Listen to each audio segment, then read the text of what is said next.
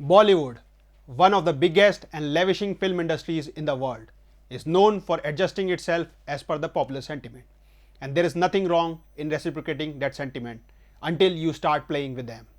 Hello and welcome to Think for India. I'm your host Polish Gupta. Let's begin. There is a movie on the brink of release named The Sabarmati Report.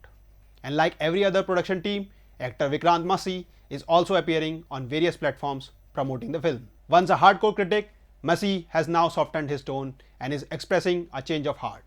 Recently, appearing on a podcast with journalist Sushant Sinha, he emphasized that for the first time in decades, Hindus in India now have the freedom to take pride in their faith and cultural roots.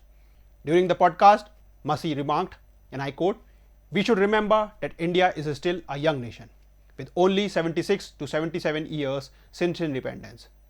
After enduring centuries of oppression under the Mughals, Dutch, French and British, we gained what is called Azadi. But was it genuine independence? We continued to live in the shadows of colonial influences they left behind. I believe that now, for the first time, Hindus have the opportunity to assert their identity within their own country. Often, we overlook the significance of identity and sentiment. Some of history's largest wars have been driven by sentiment, and many of our personal choices are shaped by how we feel." Unquote. The actor also opened up regarding contemporary development and social environment.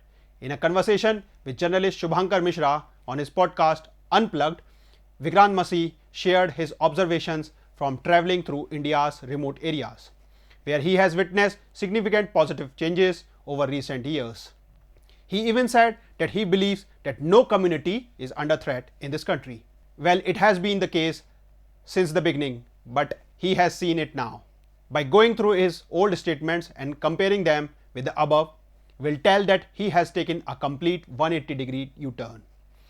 He was the one who shared a cartoon depicting a conversation between Ma Sita and Bhagwan Ram, in which Ma Sita said, and I quote, "I am so glad that I was kidnapped by Ravan and not by your bhaks." Unquote.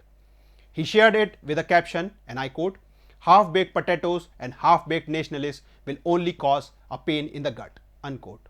Going by the caption of the derogatory post, it is hard to trust staunch Bollywood activist could have changed his views based on his travel experiences, unless there emerges an innate urge to appease these bhaks to watch his movies. And for once, if we believe that he has changed, why he did not use those platforms to apologize to begin with. Moreover, the prime question is why give such importance to his statement when we do not know that while making another movie in the future, he will once again travel across India and see a different country altogether that will make him take another 180-degree turn to return to square one. After all, a lot of Bollywood celebs, including Massey, are notorious for their wokist agenda. Narrating the reality of Godhra is undoubtedly the most important duty for any actor who believes in a righteous and just society. But this seemingly PR-driven U-turn must not be entertained, as this is not their real manifestation. Rather, it is a PR directive that they follow to attract an audience they need for the time being.